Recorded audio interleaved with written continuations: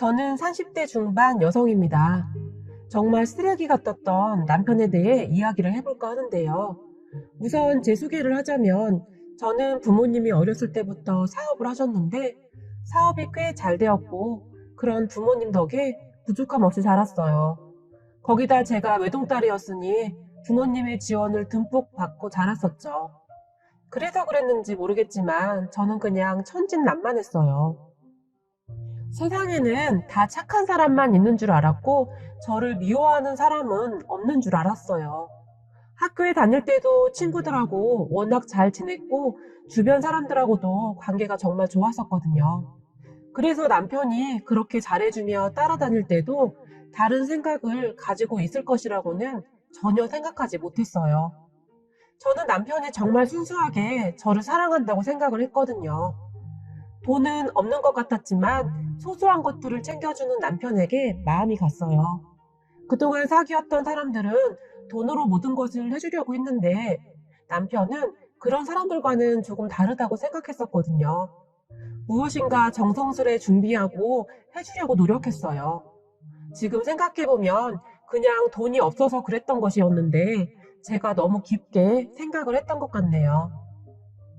그 모든 것은 저에게 환심을 사기 위해 그랬던 것이었는데 말입니다. 그러한 것을 저만 몰랐고 주변에서는 이미 다들 알고 있었던 것 같아요. 특히 부모님은 남편을 많이 못마땅해 했어요. 특히 저희 아빠는 우선 남편의 얼굴이 많이 어두워 보이고 성격 또한 평범해 보이지가 않는다고 말하곤 하셨어요. 그 중에서도 남편의 눈빛을 참 싫어했었는데요. 항상 눈동자를 한 곳에 두지 못하고 이리저리 돌리는 것을 보며 무엇인가 많이 불안정해 보이고 무엇인가를 감추고 있는 사람이 하는 행동이라며 걱정을 하시고는 했어요. 지금 생각해보면 아빠의 말이 다 맞았다는 생각이 드네요. 남편의 얼굴이 많이 어두워 보이긴 했어요. 항상 침울한 표정을 하고 있었다고 할까요? 하지만 남편은 저와 있을 때는 밝은 표정을 지으려고 노력했고 제가 해달라는 것은 정말 정성스럽게 다 해주었기 때문에 그때는 아빠의 말이 크게 와닿지가 않았어요. 그렇게 결혼 허락을 받기 위해 저희 친정에 왔을 때 아빠는 남편에게 내가 듣자 하니 자네가 결혼을 서두른다고 들었네만 그럼 결혼 준비는 다 되어 있는 것인가? 결혼을 하게 되면 집은 어떻게 할 생각인가? 라고 물었어요. 그런데 그런 저희 아빠의 질문에 남편은 상당히 불쾌한 표정을 지었던 것 같아요. 그리고 남편은 저희 아빠에게 제가 돈이 없어서 그냥 작은 집 하나 월세라도 들어갈 생각입니다. 만약 아버님, 어머님만 허락하신다면 저는 여기 들어와서 사는 것도 나쁘지가 않다고 생각하고 있습니다. 민지가 외동딸이기도 하니 그러면 두 분도 외롭지 않고 좋을 것 같다고 생각하고 있습니다. 라고 말을 했어요. 남편은 항상 저희 친정에 들어와서 살기를 바랐어요. 그래야 저희 아빠한테 잘 보일 수가 있다고요. 민지야, 나는 너희 집에 대릴 사이로 들어갈 수도 있어. 우리 부모님은 돈도 없고 정말 지긋지긋해. 너희 집에 들어갈 수만 있다면, 그래서 너희 아빠에게 인정만 받을 수 있다면 나는 뭐든지 다 할 수 있어. 라고 말을 했어요. 그때 그 말뜻을 제가 잘 알아들었어야 했는데 지금에서야 후회해봤자 무슨 소용이 있겠어요? 하지만 아빠는 그런 남편에게 나는 절대 자식하고 같이 살 생각이 없네. 가끔 내 자식도 마음에 들지 않을 때가 있는데 사이라고 어떻게 마냥 좋기만 하겠는가? 서로 불편하기만 하지. 라고 말을 했어요. 하지만 남편은 그런 아빠에게 아버님 걱정하지 마십시오. 저는 정말 잘할 자신이 있습니다. 아버님 어머님이 시키는 대로 다 하겠습니다. 라고 말을 했어요. 아빠는 그런 남편의 말과 행동에 더욱 믿음이 가지 않았다고 합니다. 마치 돈을 위해서라면 무엇이든지 할 사람처럼 보였다고 해요. 그런 부모님에게 저는 워낙 없이 자라서 그래. 엄마 아빠가 좀 이해 좀 해줘. 라고 말을 했지만 아빠는 굉장히 걱정스러운 표정으로 민지야, 너 이 결혼을 꼭 해야 하는 거니? 상훈이 인상도 그렇고 아빠는 썩 내키지가 않는구나. 사람은 말이다. 아무리 감추려 해도 감춰지지 않는 것이 있기 마련이란다. 그런데 상훈이에게는 밝음보다는 어둠이 더 보이는구나. 상훈이는 돈을 위해서라면 무엇이든지 할 사람처럼 보이는구나. 아빠는 왠지 느낌이 좋지가 않구나. 라고 말을 했어요. 그렇게 결혼을 진행하는데 남편은 돈이 없어도 정말 없더라고요. 그래서 저희는 아빠가 마련해준 아파트에 들어가서 살았어요. 그 당시 남편이 그것 때문에 조금 불만이 있어 보이긴 했어요. 그냥 아버님, 어머님과 같이 살면 되는데 굳이 이 작은 집을 사주시냐? 집이 큰 것도 아니고 우리 집에서는 니네 집에서 큰 평수 사주는 줄 알고 친척들한테 다 말해놨는데 뭐라고 말을 해야 하냐? 라고 저에게 묻더라고요. 그때 저는 약간 기분이 상했던 것 같아요. 결혼을 앞두고 남편의 모습이 조금씩 변해가고 있었다고 해야 할까요? 그런데 저는 그때까지는 잘 몰랐던 것이었죠. 그렇게 결혼을 했는데 남편의 월급은 거의 모두 시댁으로 갔던 것 같아요. 저희 집 살림은 제 월급으로 다 해결했고 남편은 시댁에 아낌없이 지원을 했어요. 시댁에서는 거의 모든 것을 저희에게 의지를 했어요. 냉장고가 고장났다. 다른 집에는 빨래 건조기가 있는데 그게 그렇게 좋다더라. 뭐 그런 이야기를 당연스럽게 했어요. 하물며 해외여행을 가야 한다고 돈을 보태라고도 했고요. 그동안 한 번도 안 가본 해외여행을 며느리가 들어왔다고 가본다고 하는지 이해가 되지 않았어요.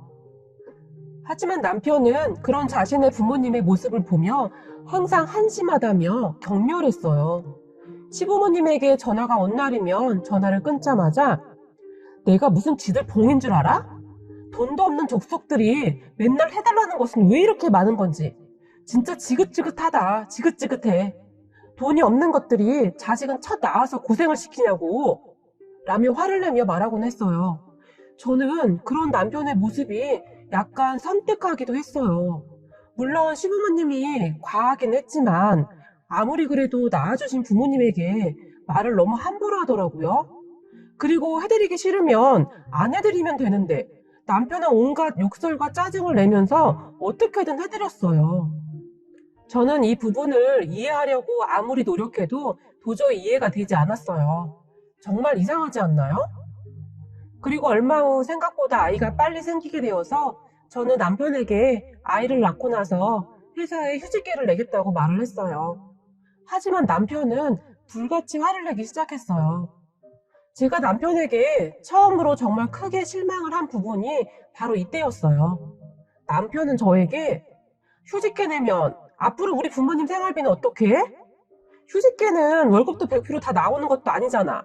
라고 말을 하더라고요. 그런데 제가 상당히 기분 나빴던 부분은 당신 휴직계 내면 장인어른이 그만큼 돈을 주시겠다는 건가? 그러면 나는 뭐 상관없지만 이라고 말을 했어요. 물론 저희 부모님에게 말을 하면 돈을 주기 하겠지만 남편의 그런 말에 저는 상당히 기분이 나쁘더라고요. 그래서 그런 남편에게 아니 왜 꼭 우리 부모님이 돈을 줘야만 해?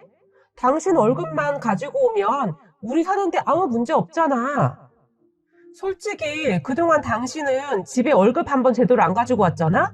라고 말을 했는데 남편이 갑자기 흥분을 하더니 너 지금 뭐라고 했어? 너 지금 우리 집 돈 없다고 무시하는 거야? 너 그렇게 안 봤는데 그동안 그런 생각을 하고 있었구나? 라고 말을 하며 화를 내더라고요. 하지만 사실 제가 틀린 말을 한 것은 아니었잖아요? 그래서 저는 그런 남편에게 아니 자기는 왜 항상 그렇게 생각을 해? 내가 언제 자기네 집 돈 없다고 무시했어? 지금까지 그렇게 가져다 드렸으니까 이제부터는 아이도 태어나는데 아이도 신경 써야 하지 않느냐는 거잖아. 내가 그렇게 잘못한 것은 아니잖아? 라고 말을 했어요. 하지만 남편은 그런 저에게 우리 집은 돈이 없어서 정말 힘들잖아. 우리 부모님 현재 일도 안 하고 있고 그리고 자기 부모님한테 그 정도 돈은 그냥 껌값 정도밖에 안 되잖아. 그런데 뭘 그렇게 생색을 내냐고 라고 말을 했어요. 저도 그 부분에서는 정말 기분이 나쁘더라고요. 그냥 껌값이라니요? 저희 부모님은 땅 파서 돈 벌고 있나요?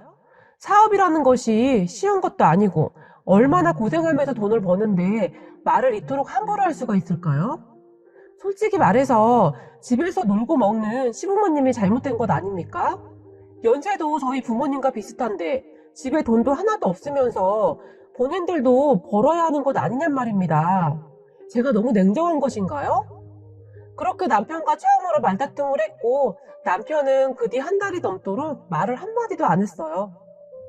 그리고는 제가 휴직계를 내고 친정에서 돈을 보내주는 것을 확인하고서야 말을 하더라고요. 저는 그때부터 남편이 조금 달라 보였어요. 순수한 사람이 절대 아님을 깨닫게 되었어요. 하지만 저는 아이를 키우느라 정신이 없어서 그냥 또 그렇게 잊고 살고 있었어요.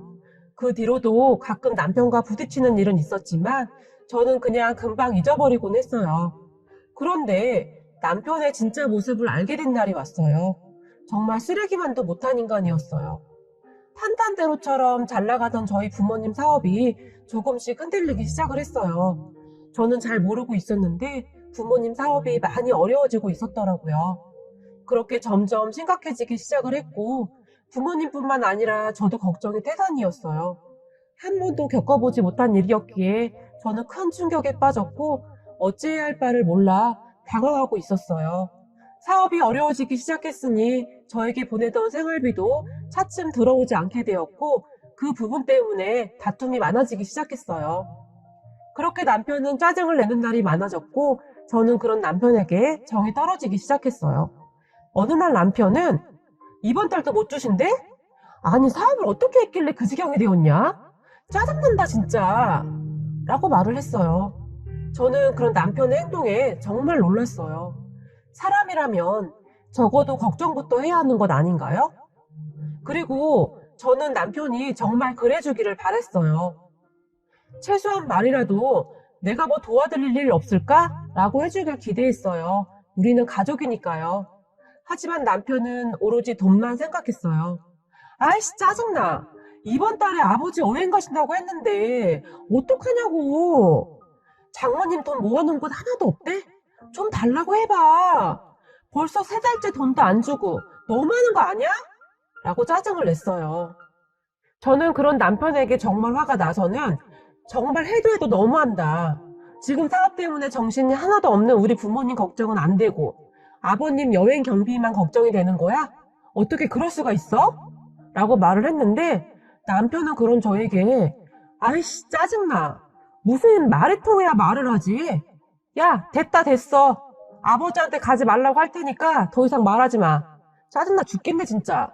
라고 말하며 나가버렸어요. 정말 쓰레기 같은 인간이었죠. 그 뒤에도 사건이 정말 많았는데 마트에서 제가 초밥이 너무 먹고 싶어서 초밥 한 팩을 사려고 하면 저에게 너는 돈도 없으면서 무슨 초밥을 먹어? 사지 마! 라고 말을 했어요. 저는 그런 남편의 모습에 자존심이 상해서 들고 있던 초밥을 내려놓았어요. 정말 기분이 더럽고 치사해서 눈물이 나더라고요. 그랬는데 남편이란 인간이 그 사람 많은 마트에서 네가 진짜 무슨 애도 아니고 초밥 안 사준다고 울고 앉았냐? 진짜 짜증나서 너랑 못 다니겠다. 라고 말을 하며 저와 아이를 두고 가버렸어요.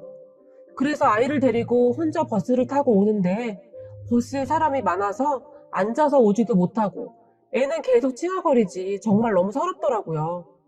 그렇게 부모님 사업이 점점 어려워지면서 저는 모든 것을 다 아껴서 생활했어요. 그러한 경험이 없었기 때문에 저도 참 힘든 날들이었지만 딱히 방법도 없었고요. 고생하시는 저희 부모님을 생각하며 이를 악물고 버텼어요. 하지만 우연히 본 남편 핸드폰에는 남편 친구들에게 제 욕을 했던 카톡 내용들이 가득했어요. 야, 말도 마라. 우리 마누라 말이야. 돈도 없는 게 꼭 비싼 것만 처먹으려고 한다니까? 아직도 지네 집이 잘 사는 줄 아나 봐. 정신을 못 차린다니까? 라고 말을 하고 다녔더라고요. 제가 무슨 명품백을 산 것도 아니고 사치를 하다니요. 마트에서 겨우 12,000원짜리 초밥 하나를 사려다가 내려놓은 것을 가지고 친구들에게 그렇게 욕을 했더라고요. 저는 그렇게 남편의 인성을 알게 되었죠. 그리고 전에 아빠가 했던 말이 틀린 게 하나도 없다는 것을 뼈저리게 느끼게 되었던 것 같아요. 그렇게 남편은 매사 저를 무시했고 시댁에 가서도 시어머니에게 아무렇지도 않게 말했어요. 엄마, 쟤 요즘 돈도 없으니까 쟤한테 일 다 시켜. 나는 회사에서 죽어라고 일하고 있는데 지가 그 정도는 해야지. 라고 말을 했어요. 저는 그렇게 시댁에 가는 날이면 하루 종일 일을 하고 와야 했어요. 시어머니에게 일이 서툴다고 잔소리도 엄청 들어야 했어요. 너는 도대체 네 엄마한테 뭘 배운 거니? 자식 교육을 이렇게 시켜서야 원. 이라면서 저희 부모님 욕도 많이 했어요. 왜 그렇게 참고만 있었던 것일까요? 그리고 남편은 저희 친정 사업이 좋지 않다는 말을 들은 순간부터 저희 부모님에게도 함부로 하기 시작했는데 사업이 나빠지기 시작하고 한 1년 동안 친정에 단 한 번도 가지 않았어요. 제가 친정에 가는 것도 눈치를 줬고 혹시 제가 친정에 돈이라도 가져다 주는 것은 아닌지 눈에 불을 켜고 확인을 했어요. 그러던 어느 날 제가 부모님 사업이 어려워서 우리 아파트를 팔아서 도와드려야겠다고 말하던 순간 남편은 저에게 불같이 화를 내며 이런 미친 X를 봤나? 너 이거 완전 사기 결혼이야. 알아? 그리고 우리한테 준 것이면 내 것이기도 한데 네가 무슨 권리로 아파트를 팔아? 라며 소리소리를 질러댔어요. 저는 그때쯤 이미 남편과 이혼을 생각하게 되었던 것 같아요. 하지만 남편은 제가 이혼 이야기를 꺼내기도 전에 먼저 이혼 이야기를 꺼내더라고요. 정말 기가 막히다 못해 아무 말도 나오지 않더라고요. 남편은 제 생각보다 훨씬 쓰레기였어요. 아파트마저 넘어가게 생겼으니 불안해서 잠을 자지도 못하고 종일 불안해만 했어요. 그리고 남편은 몇 날 며칠을 고민하다가 결론을 내린 듯이 제게 이혼을 통보했어요. 조건은 이랬습니다. 아파트를 팔아서 딱 반절만 놔줘. 그럼 나는 다 포기할게. 아이 양육권도 포기할게. 하지만 그렇게 하지 않겠다면 아이 양육권으로 싸움을 해야 할 것이고 지금 상황에서 유리한 것은 나야. 그러니까 잘 결정해. 솔직히 내가 아파트를 다 달라는 것도 아니고 딱 반만 달라고 하는 것인데 어려운 것은 아니잖아? 라며 아이를 담보로 제게 말을 했어요. 와, 진짜 쓰레기도 이런 쓰레기가 없더라고요. 저도 그런 쓰레기와 더 이상 가족으로 살아갈 마음도 없어졌고 저는 그날 친정으로 가서 친정 부모님께 다 말씀을 드렸어요. 엄마, 아빠, 지금 사업도 많이 힘든데 우리 아파트를 팔아서 드릴게요. 그래도 아파트 가격이 많이 올라서 다행이네요. 어차피 엄마 아빠가 주신 거니까 그거 다시 돌려드릴게요. 라고 말을 했는데 부모님은 깜짝 놀라서는 그럼 너희는 어디서 살 건데? 라고 물었고 저는 남편과의 이야기를 다 했어요. 아파트를 팔아서 아이를 데리고 오는 조건으로 반절은 남편에게 주고 이혼하겠다고요. 그리고는 나는 준이랑 여기 들어와서 살면 될 것 같은데 그러면 아빠 필요한 돈도 조금 융통이 될 것 같고 그리고 결정적인 것은 그 사람이랑 못 살겠어요. 인간 같지도 않아요. 돈에 환장을 한 것인지 돈 종일 돈 생각만 해요. 라며 눈물을 흘리며 말을 했어요. 제 말을 다 들은 아빠는 역시 내 눈이 틀리지 않았구나. 항상 우려하던 일이 일어났구나. 조금 늦긴 했지만 아빠는 내가 이혼을 한다면 말리지는 않겠다. 그런 인간들은 돈 앞에서 가족들은 안중에도 없는 인간들이니까 말이다. 아빠 말이 맞았어요. 가족들 모두 돈에 환장을 한 것인지 정말이지 맨날 돈. 이제 남편과 시부모 입에서 돈 소리만 나오면 징그럽다 못해 소름이 끼치더라고요. 그리고는 저희 엄마가 저에게 한마디를 더 하셨는데 민지야, 그런데 사실 아빠 사업이 다시 좋아지기 시작해서 이제 괜찮아. 너도 그동안 고생 많았다. 그 집에서 그런 대접받으면서 어떻게 살았니? 라며 눈물을 쏟으셨어요. 그렇게 저희 가족들은 서로 끌어안고 얼마나 울었는지 모르겠습니다. 그리고 저는 곧 이혼 준비를 했고 남편은 저희 아빠의 사업이 좋아지기 시작했다는 것을 꿈에도 모른 채 이혼을 진행했어요. 아파트의 반을 주는 것이 정말 싫었지만 아이를 포기한다는 조건으로 주었고 남편은 그렇게 아이에 대한 모든 권리를 다 포기하게 되었어요. 법적으로 복잡한 것이 한둘이 아니더라고요. 그렇게 저희는 이혼을 하게 되었고 남편은 저에게 한마디를 남겼는데 야, 너는 나한테 감사해야 해. 너네 집 사정 다 알고 있는데 이렇게 쉽게 이혼해주는 사람이 어디 있는 줄 아냐? 라고 말을 했어요. 저는 그런 남편에게 마지막으로 한마디를 해줬어요. 미친놈, 미쳐도 곱게 미쳐라. 내가 앞으로 너 어떻게 사는지 잘 지켜볼게. 너 아이에 대한 권리 다 포기했으니까 이제 우리 사이에 더 이상 볼 일은 없는 거지? 앞으로 내 눈앞에 나타나기만 해봐. 내가 너 가만 안 둔다. 라고 말하고는 와버렸어요.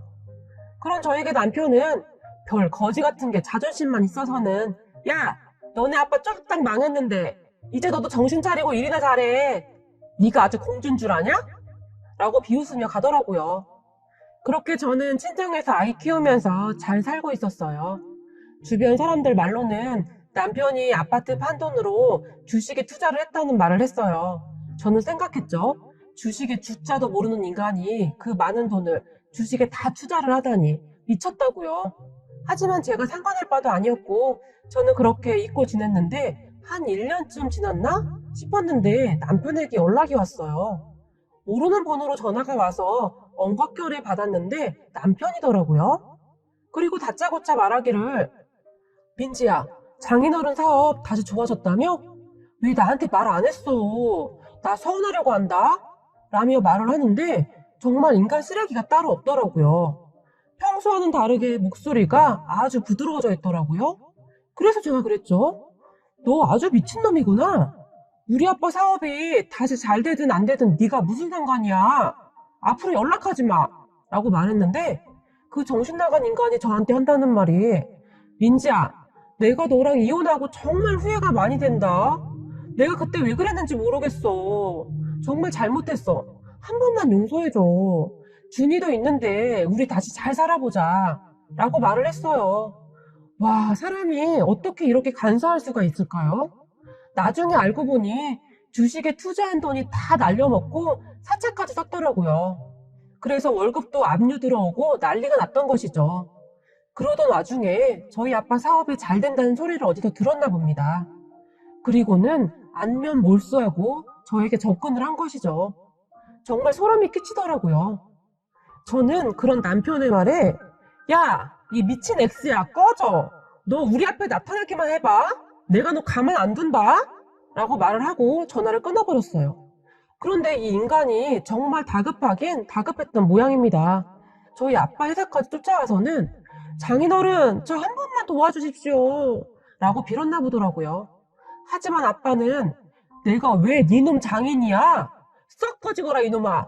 추하지 추한 놈 같으니라고 라고 말을 하고는 직원을 불러서 그냥 쫓아내버렸다고 합니다. 전 남편은 끌려가면서까지도 살려달라고 했다고 하네요. 정말 제가 인생 쓰레기를 만난 것이었죠. 그 뒤 회사에서도 잘리고 취직이 안 되어서 어디 대리운전 같은 거 하고 다닌다고 하더라고요. 사채가 정말 무서운 게 이자가 어마어마한가 봐요. 아주 산 거짓골을 하고 다닌다고 하네요. 저는 정말 너무너무 고소하네요. 그러니까 사람이 착하게 살아야죠. 나쁜 인간 같으니라고. 그렇게 돈 하더니 돈 때문에 망했구나. 멍청한 인간 같으니라고.